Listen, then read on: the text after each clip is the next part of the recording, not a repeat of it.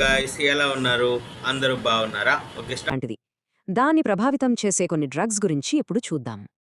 మన నాడీ వ్యవస్థే శరీరాన్ని మొత్తం కంట్రోల్ చేస్తుంది. అందుకే దీనికోసం మందులు తయారు చేయడం చాలా కష్టం. అయితే ఇంత క్లిష్టమైన సిస్టంతో సేఫ్గా పనిచేసే డ్రగ్స్ని ఎలా డిజైన్ చేస్తారు? కొన్ని ఉదాహరణలు చూద్దాం రండి.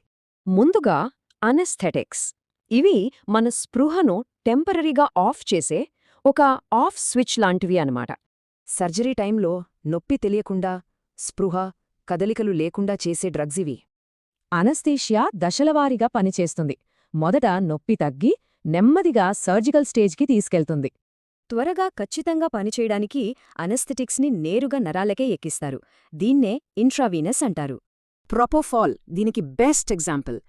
ఎంత ఫాస్ట్గా ఎఫెక్ట్ చూపిస్తుందో అంతే ఫాస్ట్గా తగ్గిపోతుంది. ఇక కొన్ని డ్రగ్స్ సిస్టమ్ని పూర్తిగా ఆఫ్ చెయ్యవు, జస్ట్ ఒక డిమ్మర్ స్విచ్ల పనితీరును తగ్గిస్తాయి. అవే సెడటివ్స్, హిప్నాటిక్స్. సెడటివ్స్ మనల్ని శాంతపరిస్తే, హిప్నాటిక్స్ నిద్రపట్టేలా చేస్తాయి. వీటిల్లో బార్బిటురేట్స్, బెంజోడయాజెపైన్స్ లాంటివి బాగా పాపులర్. ఒక్కోటి ఒక్కోలా పనిచేస్తుంది. ఫినోబార్బిటల్ ఒక మంచి ఉదాహరణ. ఇది నిద్రకు, ప్రశాంతతకు, మూర్ఛ నివారణకు కూడా పనిచేస్తుంది. సరే, ఇప్పుడు మరో ఛాలెంజ్ చూద్దాం. సైకోసిస్ లాంటి కండీషన్స్లో బ్రెయిన్ సిగ్నల్స్ని రీబ్యాలెన్స్ చేయడం. వీటిని యాంటీసైకోటిక్స్ లేదా న్యూరోలెప్టిక్స్ అంటారు. సైకోసిస్కి ఇదే మెయిన్ ట్రీట్మెంట్. వీటిని టిపికల్, ఏటిపికల్ అని 2 రకాలుగా విభజించారు. బ్రెయిన్ రిసెప్టార్స్తో అవి పనిచేసే విధానంలో తేడా ఉంటుంది. క్లోర్ప్రోమజైన్ ఒక టిపికల్ యాంటీసైకోటిక్. ఇది ఫీనోథయాజీన్ అనే కెమికల్ గ్రూప్కి చెందింది. చివరగా మెదడులో మూర్ఛలకు కారణమయ్యే ఎలక్ట్రికల్ స్టార్మ్స్ని ఆపే మందుల గురించి చూద్దాం. అవే యాంటీకాన్వల్సన్స్. ఎపిలెప్సీ అంటే మూర్ఛ వ్యాధిని కంట్రోల్ చేయడానికి వీటిని వాడతారు. ఇవి బ్రెయిన్లోని సోడియం ఛానల్స్ లాంటి వాటిని బ్లాక్ చేసి ఎలక్ట్రికల్ యాక్టివిటీని కంట్రోల్ చేస్తాయి. ఫెనిటోయిన్ ఈ విషయంలో ఒక మైలురాయి. మత్తు కలిగించకుండానే మూర్ఛలను ఆపగల మొదటి డ్రగ్ ఇదే. చూసర్గా మన నాడీ వ్యవస్థలోని ఒక్కో సమస్యకు ఒక్కో రకమైన కెమికల్ కీని ఎలా డిజైన్ చేశారో. బ్రెయిన్ గురించి మన అవగాహన పెరుగుతున్న కొద్దీ న్యూరోఫార్మస్యూటికల్ కెమిస్ట్రీ భవిష్యత్తు ఎలా ఉండబోతోంది?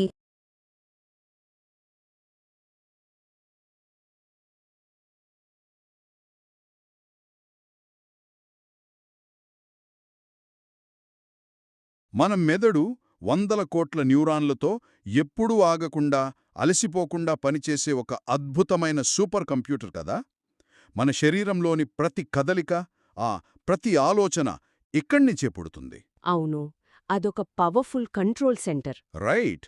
కానీ ఒకసారి ఊహించుకోండి, కేవలం మైక్రోస్కోప్లో మాత్రమే కనిపించే ఒక చిన్న రసాయన అణువు, అంటే ఒక చిన్న కెమికల్ మాలిక్యూల్ ఆ సూపర్ కంప్యూటర్ని పూర్తిగా తన కంట్రోల్లోకి తీసుకోగలదు అంటే వినడానికేదో సైన్స్ ఫిక్షన్ కథలా అనిపిస్తోంది కదా. వినడానికలాగే ఉంటుంది, కాని వాస్తవానికి ఇది ప్రతిరోజూ ఆస్పత్రులలో, మన ఇళ్లల్లో జరిగే పక్కా సైన్స్. ఎగ్జాక్ట్లీ. మనం తీసుకునే ఒక చిన్న పిల్ మనకు అస్సలు నొప్పి తెలియకుండా చేయగలదు, లేదా మనం లోకాన్ని చూసే విధానాన్ని మార్చేయగలదు. అదొక అత్యంత సంక్లిష్టమైన రసాయన శాస్త్రమన్నమాట.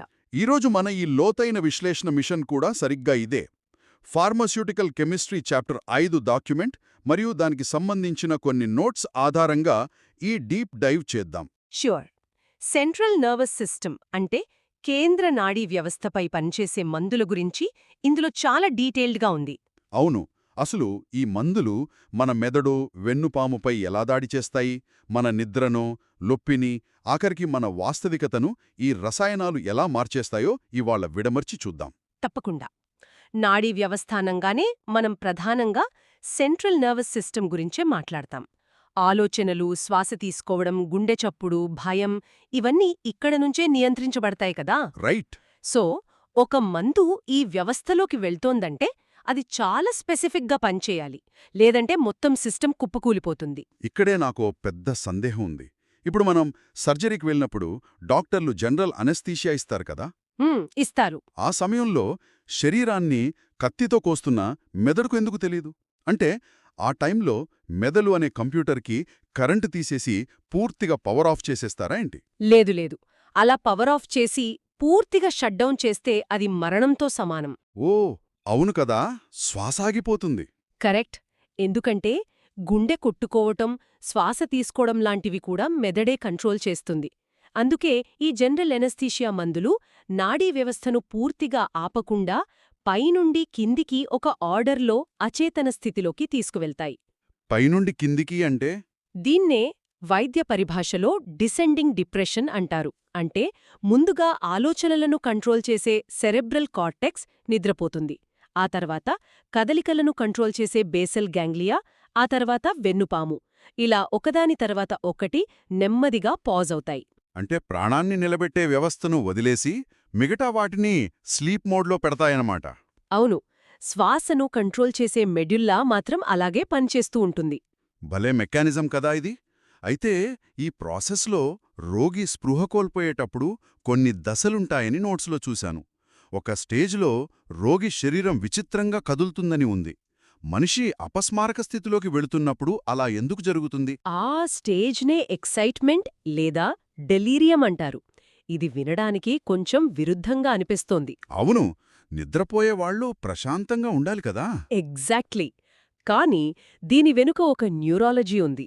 మన మెదడు ఎప్పుడూ కండరాలను అనవసరంగా కదలకుండా అదుపులో ఉంచుతోంది. దీన్నే ఇన్హిబిటరీ సిగ్నల్స్ అంటారు. అంటే అసంకల్పిత చర్యలను ఆపే బ్రేకులన్నమాట ఇది. ఓహో, అంటే అనెస్థీషియా ఇవ్వగానే ముందు ఈ బ్రేకులు ఫెయిల్ అవుతాయా? వేగంగా వెళ్తున్న కారుకు బ్రేకులు పోయినట్లు. పర్ఫెక్ట్గా చెప్పారు. ఆ బ్రేకులు లేకపోవడం వల్లే రోగి శరీరం తన ప్రమేయం లేకుండానే కదులుతుంది. కండరాలు బిలుసుకుపోవడం లాంటివి జరుగుతాయి. మరి డాక్టర్లు దీన్నెలా హ్యాండిల్ చేస్తారు? వాళ్ళు ఈ దశను చాలా వేగంగా దాటించేస్తారు. ఆ వెంటనే సర్జికల్ ఎనస్థీషియా స్టేజ్ రాగానే మొత్తం సిస్టమ్ ప్రశాంతంగా మారిపోతుంది. రైట్. ఈ ప్రాసెస్ని ఫాస్ట్గా చేయడానికి ఏ మందులు వాడతారు? సిరల ద్వారా అంటే ఐవీ ద్వారా థియోపెంటల్ సోడియం లాంటివి ఇస్తారు.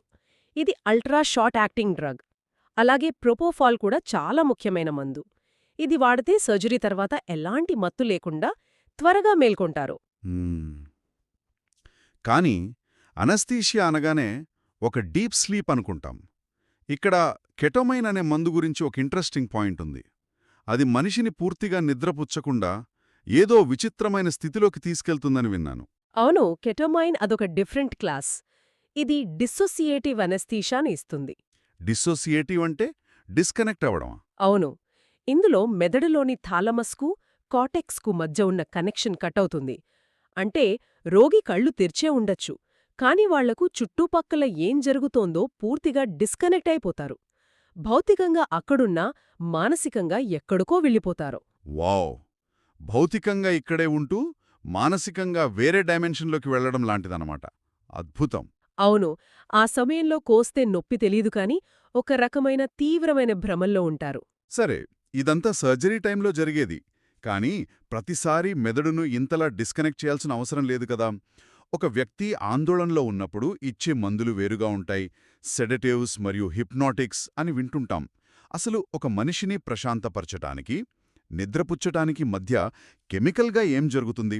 ఈ రెండింటి మధ్యన తేడా చాలా సన్నని గీత. సెడేటివ్స్ అనేవి అనవసరమైన ఆలోచనల స్పీడ్ను, ఆందోళనలు తగ్గిస్తాయి. మనిషిని రిలాక్స్ చేస్తాయి, కాని నిద్రను ప్రేరేపించవు. పగటిపూట కూడా వాడచ్చు. మరి హిప్నోటిక్స్ అంటే? హిప్నాటిక్స్ మెదడు మీద ఇంకొంచెం బలంగా పనిచేసి నేరుగా నిద్రను కలగజేస్తాయి. ఇక్కడ నాకు లాజికల్ డౌట్.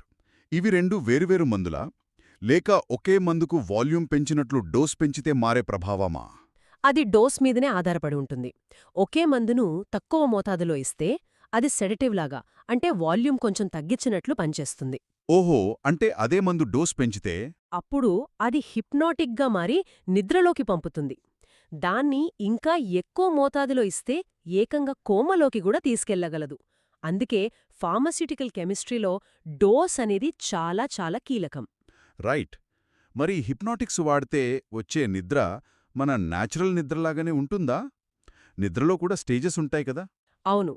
మనం నిద్రలోకి వెళ్లేటప్పుడు స్టేజ్ 0 అంటే కళ్ళు నెమ్మదిగా తిరగడం నుండి మొదలై స్టేజ్ 1, 2ల ద్వారా గాఢ నిద్రలోకి వెళ్తాం. స్టేజ్ 3 మరియు 4 అనేది అత్యంత గాఢమైన సెరెబ్రల్ నిద్ర. దీన్నే స్లో వేవ్ స్లీప్ అంటారా? ఎగ్జాక్ట్లీ. ఈ దశలోనే బాడీ కణాలు రిపేర్ అవుతాయి.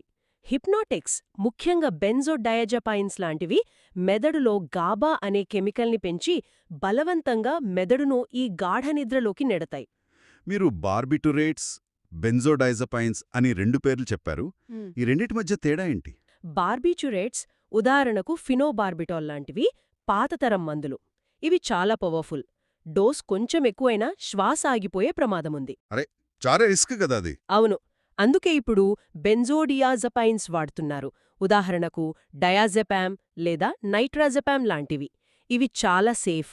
ప్రాణాపాయం కలిగించేంతగా శ్వాస వ్యవస్థను ఇవి ఆపవు. అంటే భద్రతపరంగా ఈ ఫార్మకాలజీ చాలా ఎదిగిందన్నమాట. సరే, నిద్ర గురించి అర్థమైంది. కానీ మెదడు వాస్తవానికి భ్రమకు మధ్య ఉన్న తేడాను పూర్తిగా కోల్పోతే పరిస్థితేంటి? మీరు సైకోసిస్ గురించి అడుగుతున్నారు గదా. అవును. కొందరు నిజంగా లేకపోయినా ఏదో ఉన్నట్లు చూడటం, ఎవరు మాట్లాడకపోయినా మాటలు వినబడటం లాంటివి ఫేస్ చేస్తుంటారు. స్కిజోఫ్రేనియా అంటారు కదా.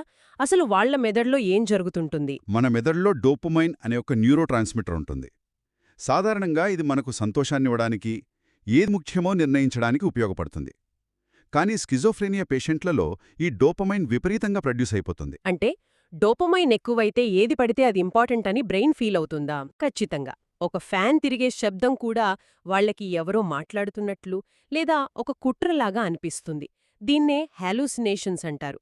ఎవరెన్ని ఆధారాలు చూపినా తమ నమ్మకాలను వదులుకుపోవడాన్ని డెల్యూజన్స్ అంటారు. మరి ఈ డోపమైన్ ఓవర్లోడ్ని ఎలా అడ్డుకుంటారు? దానికి యాంటీసైకాటిక్స్ లేదా న్యూరోలెప్టిక్స్ అనే మందులు వాడతారు. ఇందులో 2 జనరేషన్లున్నాయి. ముందుగా 1950లలో వచ్చిన ఫస్ట్ జనరేషన్, అంటే టిపికల్ యాంటీసైకాటిక్స్. ఏంటవి? క్లోర్ప్రోమాజిన్, హాలోపెరిడాల్ లాంటివి. ఇవి ఎలా పనిచేస్తాయంటే, ఇవి నేరుగా వెళ్లి మెదడులోని డోపమైన్ D2 రిసెప్టార్లను పూర్తిగా బ్లాక్ చేస్తాయి. అంటే ఇవి ఒక పెద్ద సుత్తిలాగా ఒక స్లెడ్జ్ హ్యామర్ తీసుకుని మెదడుని కొట్టినట్లు పనిచేస్తాయన్నమాట. ఆ డోపమైన్ని మొత్తం ఆపేస్తాయి. కరెక్ట్గా చెప్పారు. భ్రములు ఆగిపోతాయి. కానీ ఒక పెద్ద ప్రాబ్లం వచ్చింది దీనివల్ల. డోపమైన్ అనేది మన కండరాల కదలికలను స్మూత్గా ఉంచడానికి కూడా అవసరం. ఓ, అంటే డోపమైన్ మొత్తం ఆగిపోతే బాడీ మూమెంట్స్ దెబ్బతింటాయా? అవును. చేతులు వణకటం, కండరాలు బిగుసుకుపోవడం లాంటి పార్కిన్సన్స్ వ్యాధి లక్షణాలు మొదలయ్యాయి. దీన్ని సాల్వ్ చేయడానికే 1990లో సెకండ్ జనరేషన్, అంటే ఎటిపికల్ మందులను తెచ్చారు. అంటే క్వెటియాపైన్, ఒలాంజాపైన్ లాంటివా?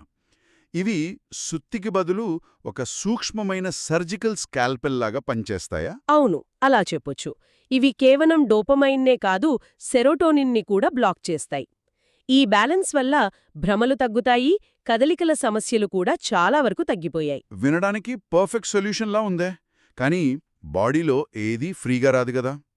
ఈ సెకండ్ జనరేషన్ మందులతో వచ్చే కొత్త సమస్య ఏంటి? మీరు సరిగ్గా ఊహించారు.